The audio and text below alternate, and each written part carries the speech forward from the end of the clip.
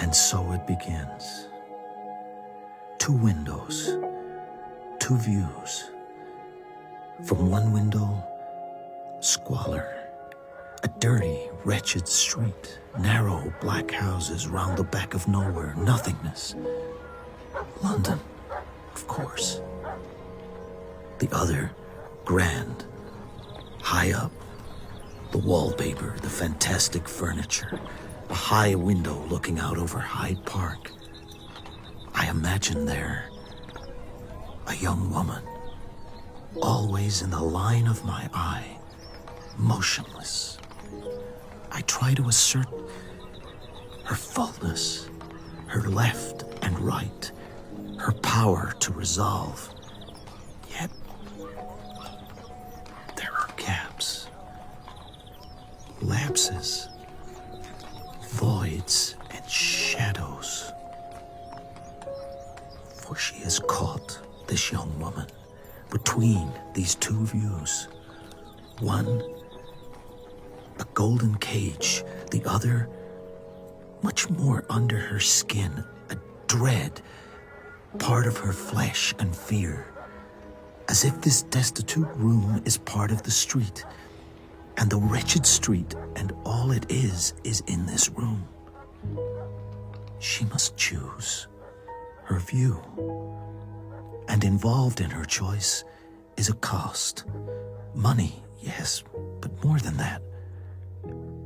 Risk. The risk of losing everything. I'm glad you're so much better, Papa. Am I? You look... That's why I called you. So you might see me as I am. You are as beautiful as ever, Papa. You're flourishing. Don't throw that at me again. Aunt Maud has made me a proposal. She wants to keep me. Of course. It is high time. She says we should understand each other. By which she means you must break off relationships with me. So here I am. What? I want to come and live with you, Papa. Here. My dear child, I'd never commit to that. She requires that I have nothing to do with you. Never see you, never speak to you, never come near. Never. That's her condition, but what are her promises? I'm a poor old ruin of a dad, but not quite the ruin not to get something for giving me up. I think her idea is that I should get a great deal. There is, in fact, my dear, a coach and 4 to be got out of me. If I agree to my aunt's condition, I shall carry it out. Of course. To the letter. The only way to play the game is to play. There's no limit to what your aunt can do. Oh, you mean in the way of marrying? To some duke or prince. So easy. Just like that. And that is where your aunt's proposal falls down. Isn't it? Who is he? Who is what? This man. What man? It's always easy to fall in love with some young man. I'm Merton Densher. I'm a writer, mostly And your for the aunt newspaper. knows. And for perfect reason, opposes this penniless, I suppose he's penniless, they always are. She wants me to choose. I choose. I wash my hands of her. I come and live with you. You're making me sick. Father. If you can't pull yourself together, I will put you in a cab and deliver you back to Lancaster Gate myself. Papa. Now go, please. I'm sorry for her, deluded woman, if she builds on you. I shall go my own way as I see. You'll my marry own a way. blackguard without a penny? He has every disposition to make the best of Then he you. must be an ass. Take it from me, I won't hear of anyone that your aunt won't. Papa, I am in a cage. A golden cage, yes. Does it not speak to you? It's matters of silk and velvet, of aspect and space. I thought so. How like me you really are. Of course, you understand. She won't let me see you for a long time. Why not say forever? I don't understand you. Nor I, my What dear. you're like. I've spent my life trying to discover. I'm like nothing. Men like me. If there'd been more of us, or perhaps we could have found each other. There's no knowing what we might have done. But it doesn't matter now. Goodbye, love. You'll do nothing for me. I've never intended to do more than my duty. And if I should defy you... I think that even reduced to insignificance, as you fondly believe me, I should not be without some way of making you regret it. I defy you all. You, Papa, Aunt Maud. My cage to be seen, dressed, sold to the highest bidder. But what if, at the edge of this cage, at the wall of the garden that I am caged within, I found, one day, a ladder, a place I climbed up, and what if, at that very same moment, a man, engaged in the same calculation at the same moment, climbed on the other side, confronted me, face to face. We met at a gallery, a party. We looked at each other and we couldn't look away. We couldn't. Our minds, no more than that, I'm Merton Densher. I'm a writer, mostly for the newspaper. I'm... What? Surprised to meet someone like... Someone like... Someone what? so unlike anyone I ever imagined here. Within 5 minutes, something between us, something unalterably changed. And perhaps that would have been everything, except, happy has it, 6 months later, on a train at Sloane Square. I was sure it was you before you sat down. Amongst all the others, out of the corner of my eye, the day and hour, darkness, felt It was as if you I knew as that if you in a would be broad there, stretch of desert. and you waited for me to come. We looked at each other. We knew this was not for nothing. As the train moved through High Street, Kensington, Notting Hill Gate, it moved us so much further on. No words. You walked me home to Lancaster Gate and then walked me away again. Into the park.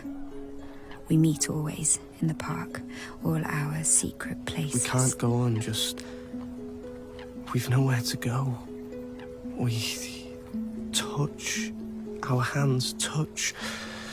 That's all. My aunt knows. Of course she knows. But she doesn't speak of it.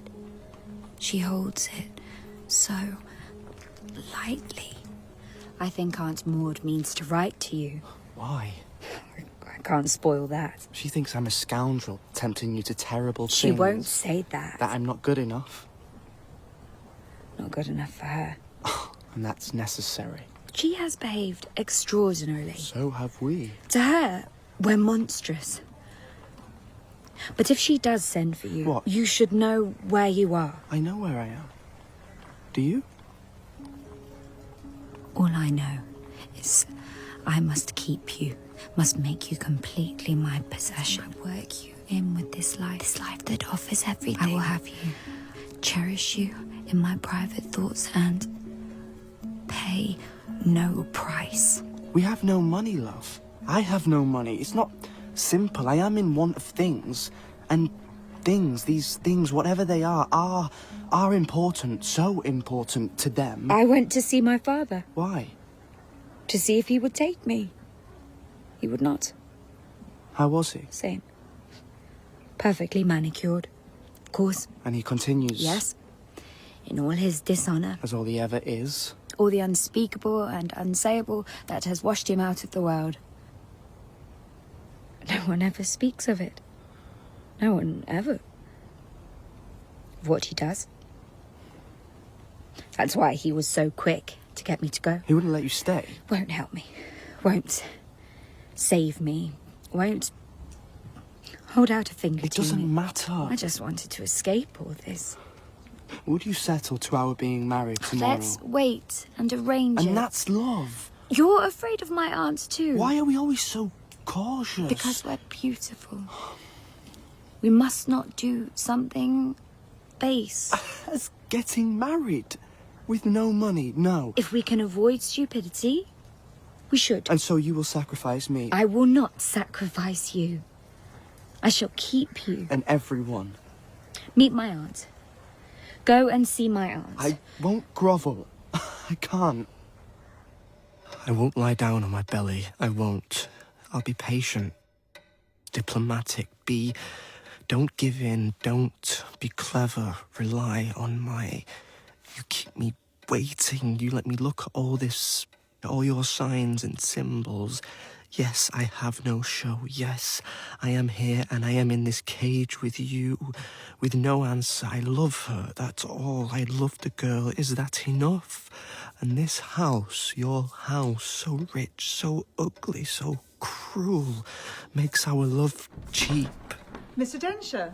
Mrs. Lauder. So you come to talk to me about my niece?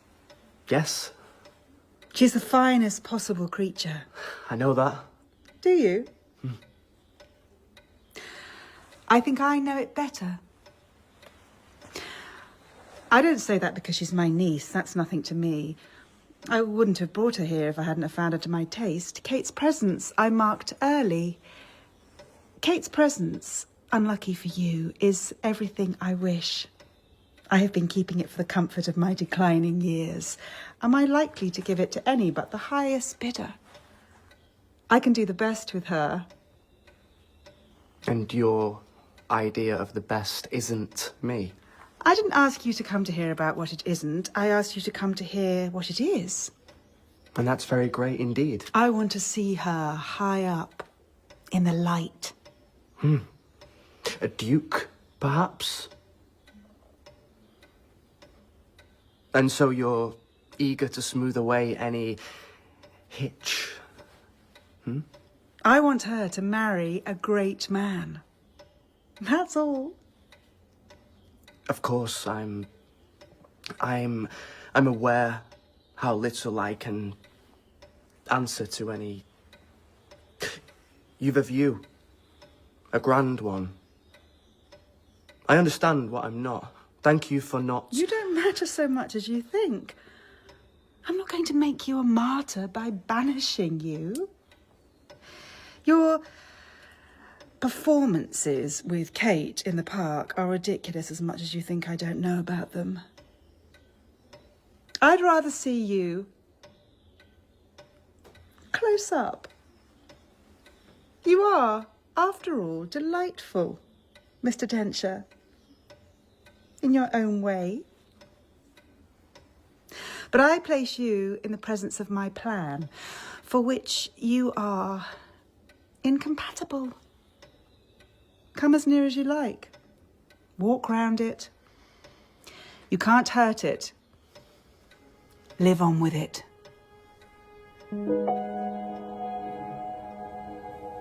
I never asked her for anything. What she sees in you.